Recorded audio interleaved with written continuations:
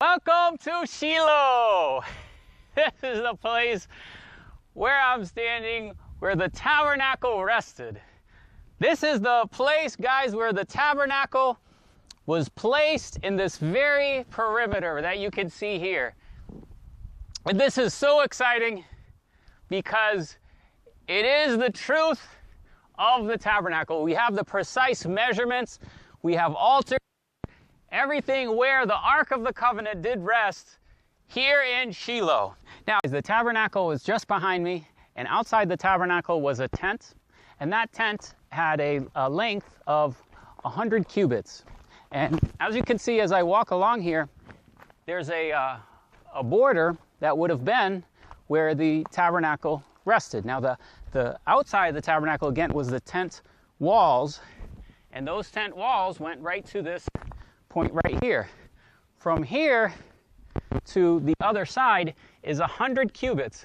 This is exactly the measurements that we find in the Torah for the ark, Okay,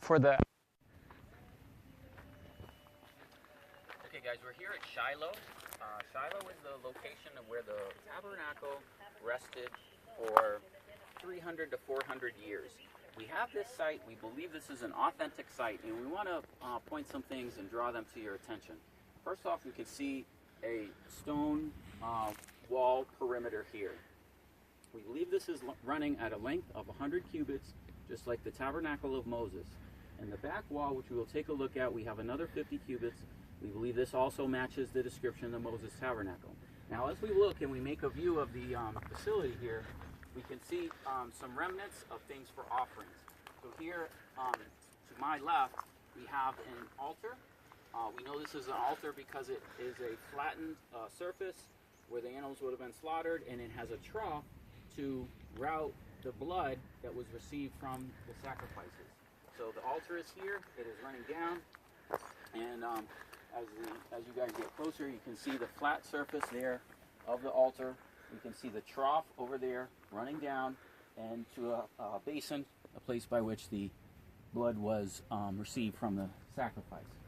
As the wall continues, we then come to the back wall of the tabernacle. Now, the tabernacle that you're looking at is running perfectly east to west at a measurement of 100 cubits. Then it's running north and south at 50. So we believe this is an authentic site where the tabernacle did stand for many years, up until the time of the Philistines taking the Ark of the Covenant, and then eventually coming to David in the city of David, which we will also show you some things in the city of David, and we believe this is an authentic site. So we're going to take a little view here, do a quick tour. We've done some measurements, and we believe this is a beautiful site. As we're here, guys, another thing I want to point out is just to take a look at the beautiful cloud and the sunset that's happening and the rays. It's just a beautiful thing. So all we do for the glory of God. Now we'll show you, let's go over here. Let's take a look. What we've done is some measurements. We've taken that portion of the wall that we've shown you, and we've marked 20 cubits. This is 20 cubits here.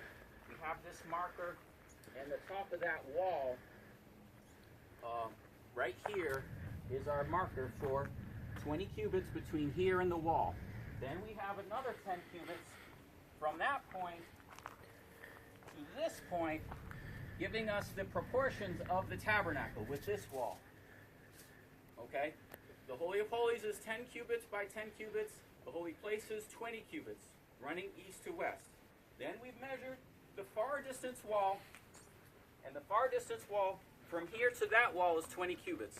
So these walls, these structures that we do see here, do share the dimensions of the tabernacle of Moses. You can see things in here that were probably things to hold water, things for the offerings. But the tent would have been here in Shiloh many years, 350, 400 years approximately. So that's Shiloh, and what we'll also do is look at the city of David, and then David also built a tent and prepared for the temple. Here we have something that resembles somewhat a judgment seat, armrest seat, and again it's facing in this direction, so the priest would have a seat. So it's quite possible what we're looking at here is this northern seat.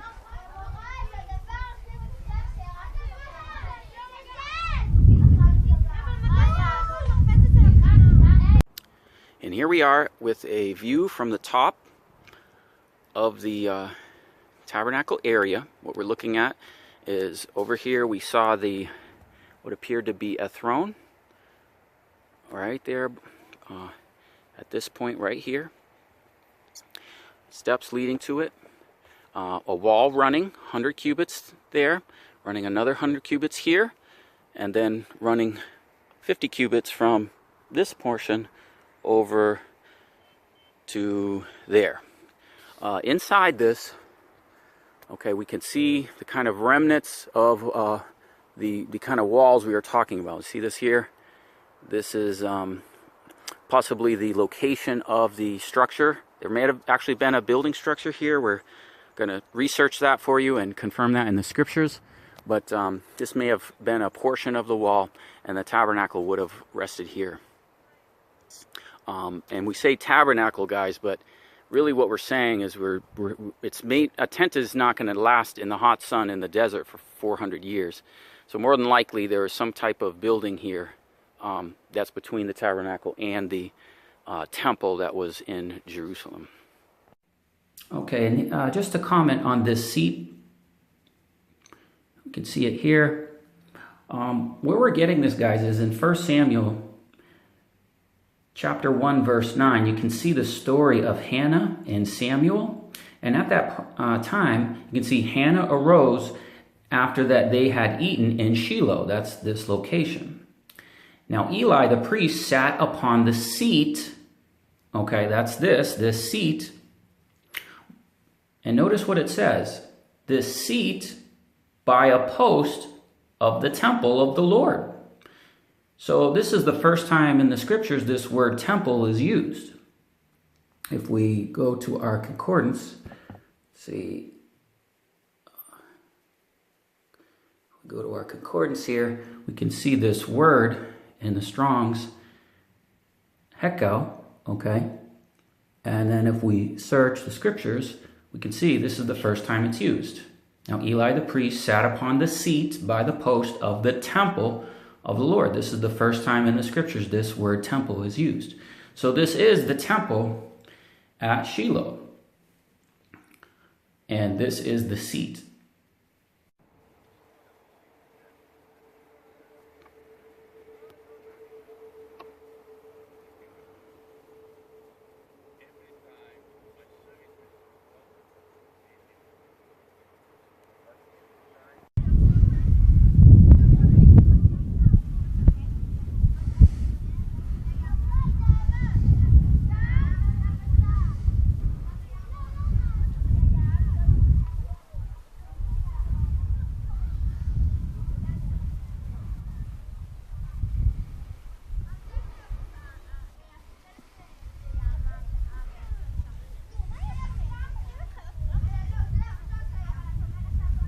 Another observance here at Shiloh is how we have this clear flat area.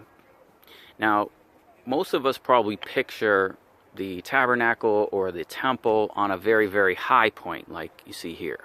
But if you can see, this is actually the low point, and in this park, the high point is where there is this building with videos and stuff describing the site. But this is important to us because if we're actually observing the pattern of the temple, most of us think the temple is on a high point, but it says it's on Ornan's threshing floor. Now you can see here we're a very flat area, even with the various structures here, very flat, and that's what you have at a lower point, a threshing floor. And then a higher point is what we see here, and that's probably what we see in the mountains around the city of David, the Mount Zion area of Jerusalem. So that's where the Dome of the Rock, the place of the traditional Temple Mount, is the higher point, and where we're looking for the tabernacle and the temple being built is a lower point. So we have a pattern of that here in Shiloh, where we clearly know that this was here at that time in our beautiful sunset.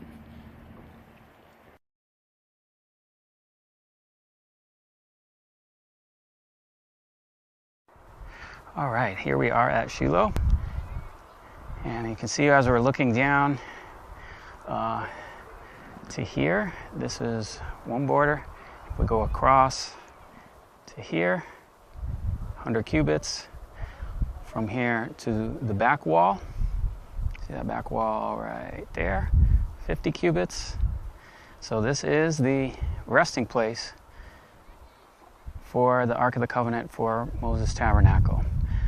As well as we look, this is east, this is west, okay, and then going this way is north, and then the side I'm standing on, high above, I'm south.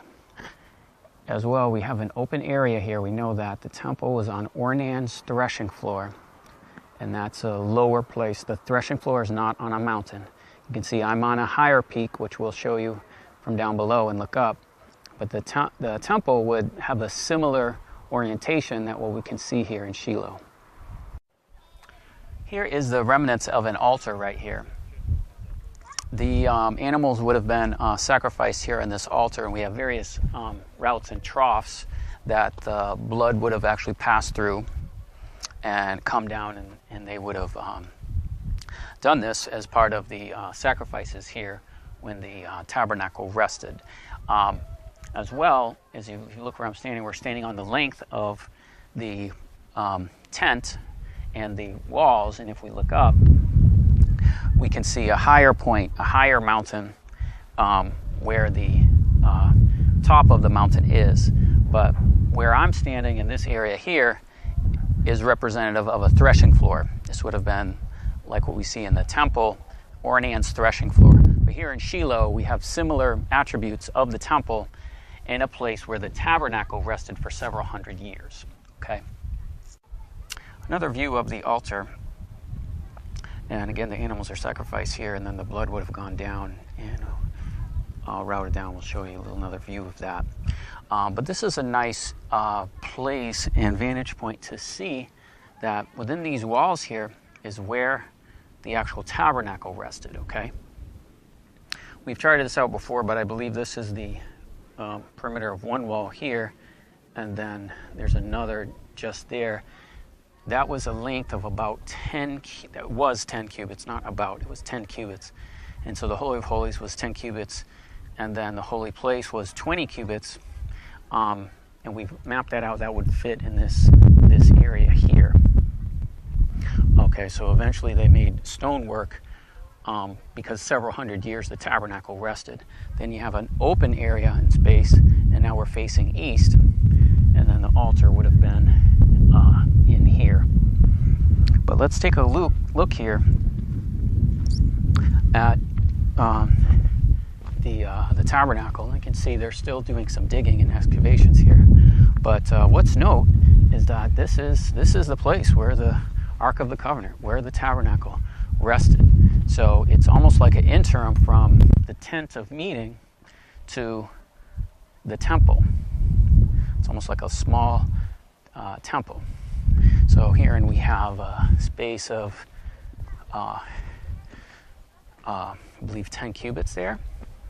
Okay, so very amazing place. We've had open spaces, altars. Okay, so this is east. Sorry for the wind. This is east this way, and this is north. This is west, and this is south.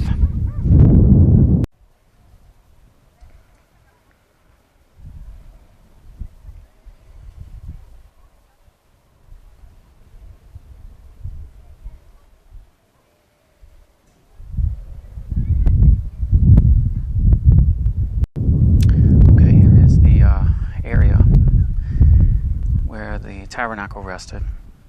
And one of the things we can see here is as it rested, you can see there's a steep valley that goes down. This is, we're pointing in the direction northwards, okay? So of course, many of us view the temple as something that's on top of the mountain, but that's of course not necessarily the case here, because we have a place where the Ark of the Covenant and the tabernacle, and it would have rested for many hundreds of years. And again, it's a flat area, like what we see with the threshing floor, and then you can see there's a higher mountain. So it's not necessary that the location be at the top of a mountain. The threshing floor would be a place more where you would capture the wind and the wheat and it would rest, so it would be a lower point than on the peak of a mountain. But here we can clearly see it drop down into a valley. Okay, so this is north.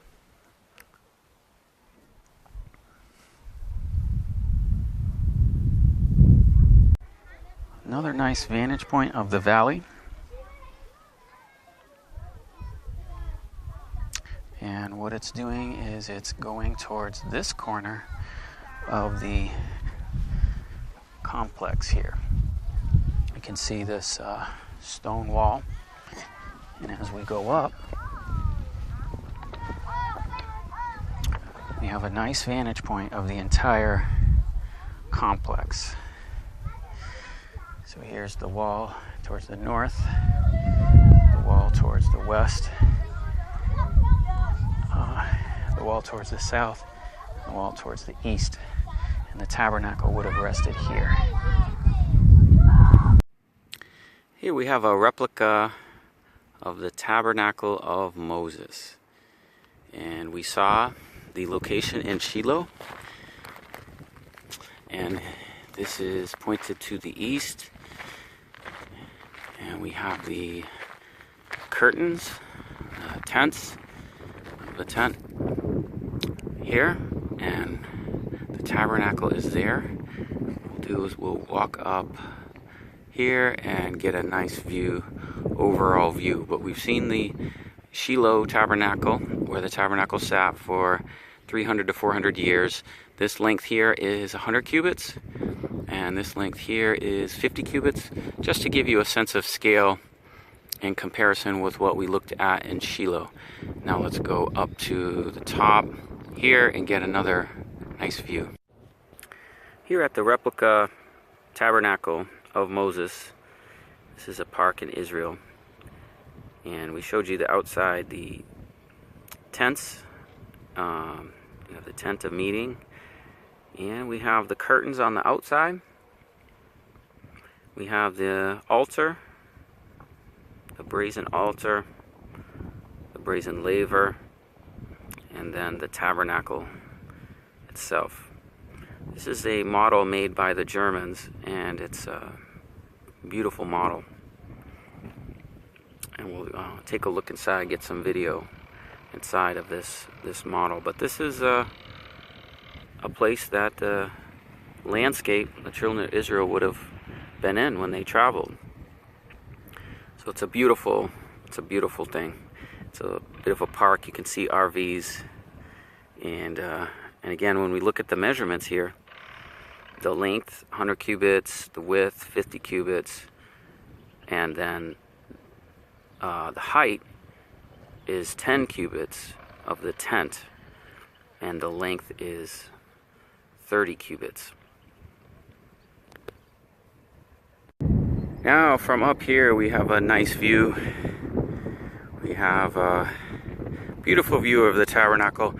It's quite large. It may not appear so in the video. We have all the elements here. The altar, there's the 3 tent, then the brazen laver that would have the water, and here's the tabernacle. Beautiful.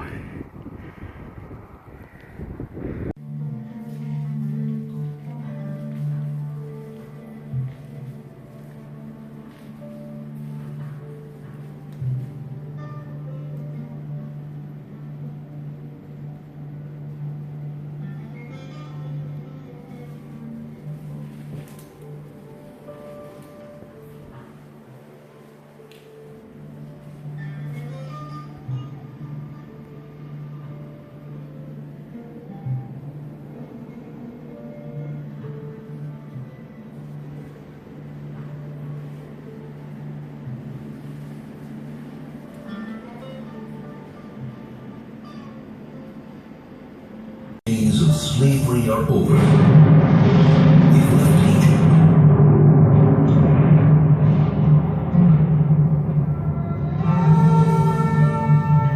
Back at the foot of Mount Sinai, we were commanded for the first time to build a tabernacle. And in fact, after the giving of the Torah at Mount Sinai, the tabernacle was built.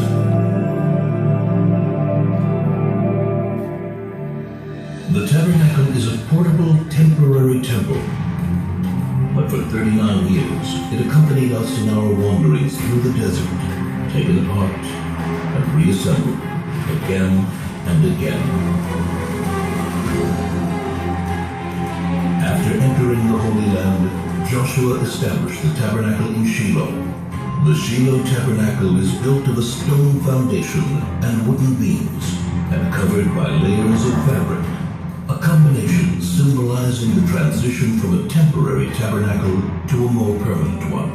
Shiloh is to be the dwelling place of the Shekhinah, the divine presence, the holiest site for the Jewish people for 369 years. The tabernacle was comprised of two main parts, the courtyard and the tabernacle tent. The tabernacle courtyard was rectangular, 100 cubits in length by 50 cubits in width, about 50 meters by 25 meters.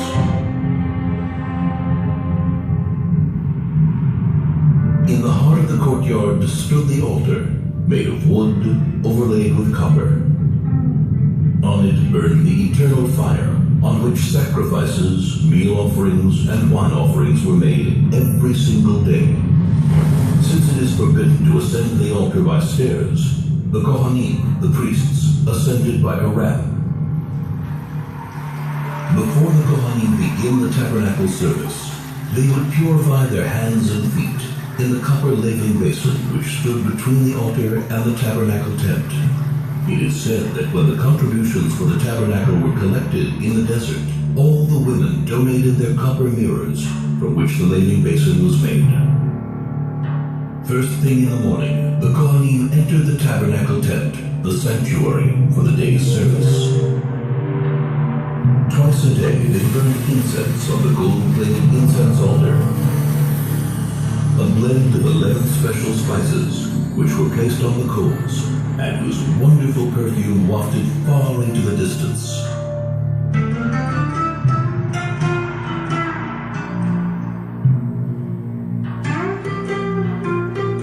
Once a week, 12 special loaves of bread were placed on the golden table, which stood at the north end of the sanctuary.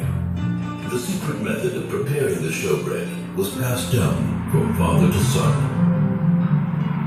Every evening, the candles of the seven-branched menorah, which stood in the south across from the table, were kindled. The menorah was made of a single piece of solid gold and ornamented with flower-like cups, buds, and blossoms. At the tip of every branch was a receptacle into which pure olive oil was poured.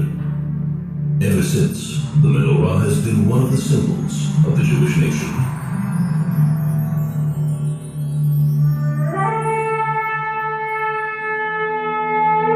Only once a year, on Yom Kippur, the Kohen Gadol, the high priest, entered the Holy of Holies. In the Holy of Holies stood the Ark of the Covenant, on top of which were the curtain and the two cherubs. The cherubs were in the form of two angels, facing each other, with wings outstretched over the Ark. Inside the Ark were the tablets of the covenant, the first tablets, which were broken by Moses, and the second, unbroken tablets. The tablets and the broken tablets lie inside the Ark. This is the place from which God's voice is heard. And I will speak to you from above the Ark cover, between the two cherubs, which are above the Ark of the Covenant. The tabernacle is a place of meeting, where man meets himself, where man meets his brothers and his people, where man meets his Creator. There is much more to it than meets the eye. The clues and secrets hidden in every part of the tabernacle and its vessels are many and lofty. For 369 years, the tabernacle dwelt in Shiloh, until the city was destroyed destroyed by the Philistines. It then wandered until Solomon built the temple in Jerusalem. But to this very day it is said, if you stand where the tabernacle stood and take a deep, deep breath, you can smell, if only for a moment, the scent of the incense which still suffuses the walls.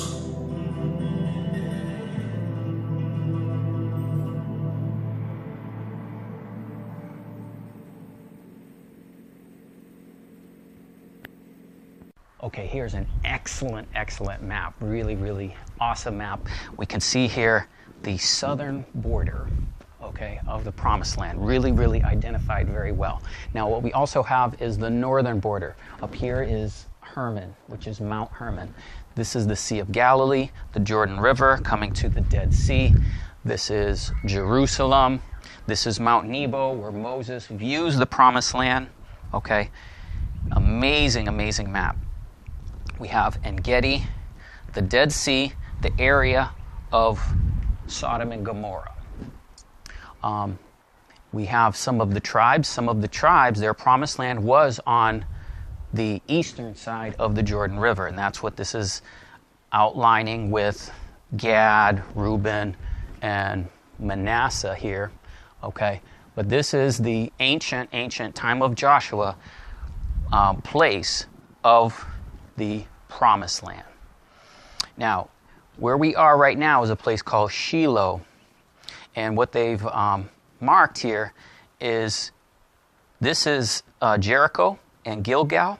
So the Ark of the Covenant came here, went to Shiloh, then it went to Kiryat Yearim, okay, and then eventually to Jerusalem. So the route, they first came down here, and this is Kadesh Barnea, the strife. And in fact, let's get a close-up of this and take a look at this southern border, because we want to point out the mountain range. See the mountain range going around? Okay, that is the southern border, and it's in this area that is Kadesh Barnea, where we showed you. So that they strove with Moses, and they did not enter here. They could have entered and entered from the south, but they did not enter here because Moses struck the rock instead of spoke to the rock, and then they were routed around. So then they passed around. They came to Nebo Mount, or Mount Nebo. Okay, Moses viewed the Promised Land, and then he died on this side of the Jordan, okay? But let's just look closely here. This is the northernmost of the Promised Land, and then the rivers coming down, Sea of Galilee, Kinneret, okay, and the Jordan River coming down. Jordan River then enters the Dead Sea, and in the Dead Sea we have Gilgal, we have Jericho, and we have Jerusalem. So this is the route of the ark, and where we presently are is Shiloh. And then from Shiloh it came down to here, Givon and Kiryat Yearim, and then and in that the Philistines took it, and then eventually comes to Jerusalem. There's Bethlehem. So this is an excellent map to show you this southern area border.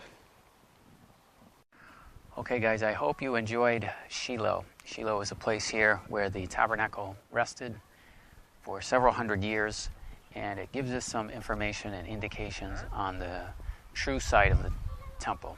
So I have a playlist on the true location of the temple, and I hope you enjoyed this, and thanks for watching, and please watch the playlist, True Temple Location. God bless you.